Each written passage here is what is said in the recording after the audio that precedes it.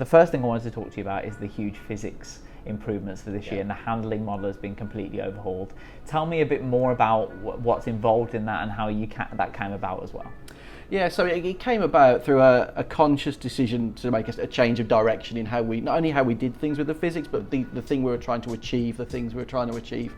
Feedback from the community played a big part in it, feedback from the F1 teams, the esports drivers. And one of the resounding things that we were getting back was that traction was unrealistic and it was difficult to manage, and it was causing drivers to spin and have issues when really they were of a level of skill where that shouldn't have been a problem. We always were told by Anthony Davidson that traction in a Formula One car is phenomenal, and that he found that using medium traction control in the game was more akin to a real Formula One car. So we set out to basically build a more stable car, a car with a more predictable rear end with better traction. But by achieving that, we also wanted to work on the front end of the car as well. So obviously Formula One cars, it's all about balance. And something that, which again, the community would sometimes say was, we've got cars that understeered too heavily and they wanted a more direct front end. But obviously a direct front end can sometimes lead to a loose rear end and it becomes difficult for players. So we've found that balance this year. And it was really a fundamental decision to change the direction that the physics was going. And we knew some areas that we needed to improve, and to achieve this, it was a number of things. So first up, it was relationship between longitudinal and lateral slip on the tyre.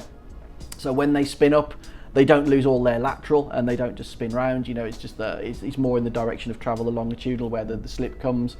We worked on the inertia level of the wheel and tyre because, again, it's quite a heavy object. I mean, Formula One wheels and tyres, they're not as heavy as you'd think, but the tyre itself, it's still a big chunk of rubber.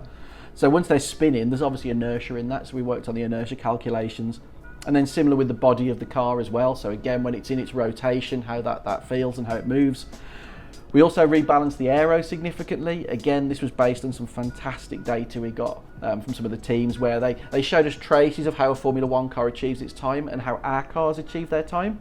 So some of it comes from mechanical grip. Obviously, then there's a point where aero becomes overwhelming, and we've got that balance.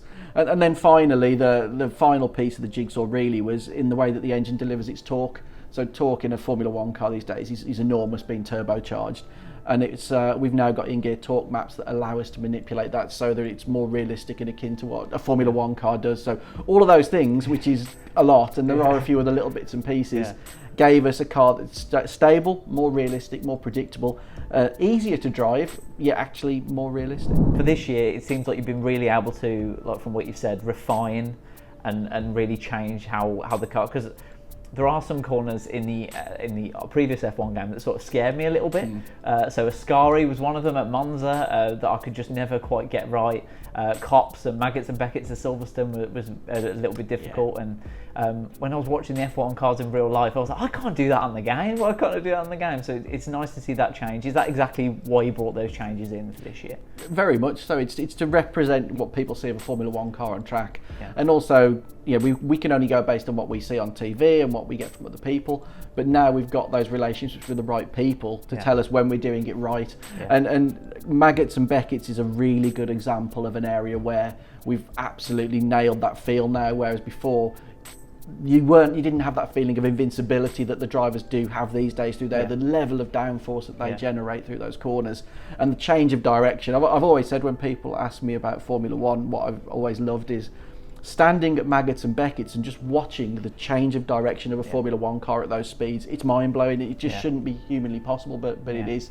So that was one of the big things, and the changes we've made to the controller inputs as well with Precision Drive obviously allow that on a controller, which was something that was always difficult for a controller player over a wheel player. There was bits where I wasn't putting as much throttle on, and I was like, I've got traction. I can actually put my foot down. You can there's a noticeable difference, and you can push it far harder. It just gives you more confidence in those sort of corners, which is really great. Is that something that the F1 drivers and Anthony Davidson, who's done a lot as well for you, is that something that they talked about a lot as well? Significantly. And earlier in the year, we were able to take an early build down to the teams to try, and the feedback, we had two versions of the handling.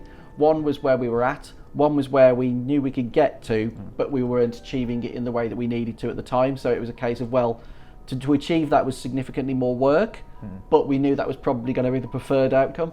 And they tried both, and that was the preferred, and we're like, okay, we'll work towards that, and that's what we got to. So we were really, really pleased that we achieved that, because It's difficult when you get feedback that's so bang on and we know what we need to achieve and you can't make it that year. But this year, I think we've hit all of our goals with the handling. Yeah. So where do you see the handling model in terms of sim versus arcade? Where do you think this game sits in that conversation? For us personally, it's simulated. We simulate everything. It's not whether people perceive that to be a sim is entirely down to them.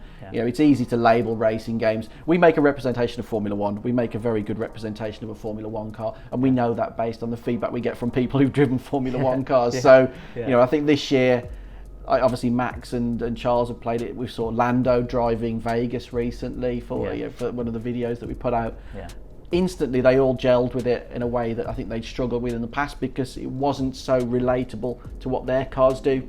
And I think that's what makes it easier for people to play, is that it's more relatable. But it also makes it more engaging. And of course, Formula One's not just about corner to corner pace, it's about long term being consistent. And that's something that when the game is that comfortable to play, you can be consistent, and the strategy then becomes even more important. Talking of challenges again, obviously you mentioned the Las Vegas track there with Lando Norris playing it in a recent video.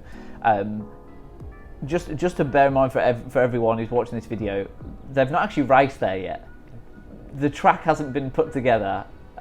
It's in the game. How the hell did you do that? Can you explain to people? Because I've raced on it and it looks amazing. You can see obviously all the buildings and everything.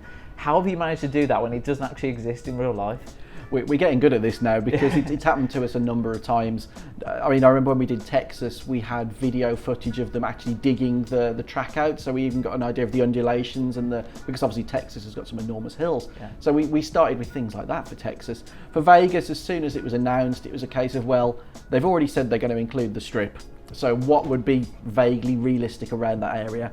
And then obviously we spoke to Formula One, and as soon as they got the plans for the circuit, we got CAD data, we got the layout for the track.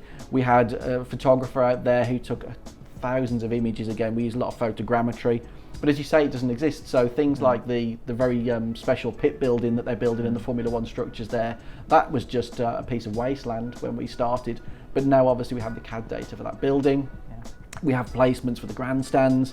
But as we've seen over the years, not everything always ends up exactly the same in real life as it does from the plans. They'll start putting a grandstand down and move it slightly, or they'll change some of the hoarding, or they'll change the curb colours.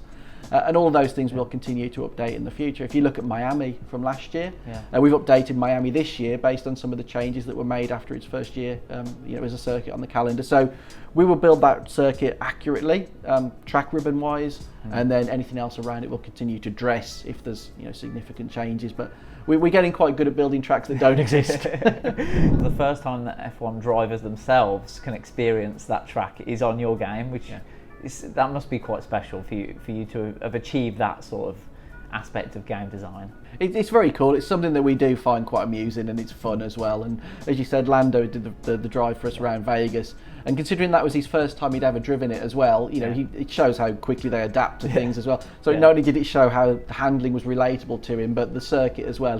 It was interesting seeing some of the mistakes he was making, and there were certain corners that were obviously more challenging than others, in particular some of the chicanes, because obviously it's a very quick track with then interspersed with a couple of really tight little chicanes. So it's certainly going to generate some interesting racing. We're in an era now where Max Verstappen and Red Bull are so dominant. How has that affected how because obviously you've got an equal performance mode, but you've also got the realistic. Was that difficult for you to make a car that was so ahead of the others, and did it skew the sort of data is it hard to make a car that's so much better than everyone else without ruining the other cars, if you like? I mean, to be fair, we represent as the season is, and as the season goes on, we'll continue to adjust performance based on that, as well as we always have done. So Mercedes have obviously caught up a little now. Hopefully that will continue and they'll come into the fight.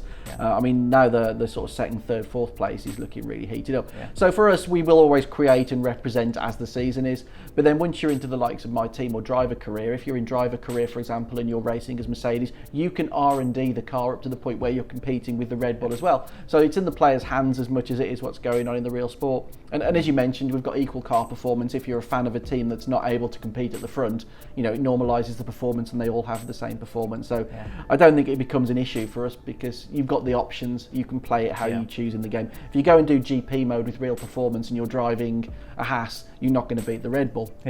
If you go in and you put equal car performance on, then it's completely even. If you go into driver career and you choose the Haas, you can R&D your car up to becoming a championship winning car. So there's plenty of options there.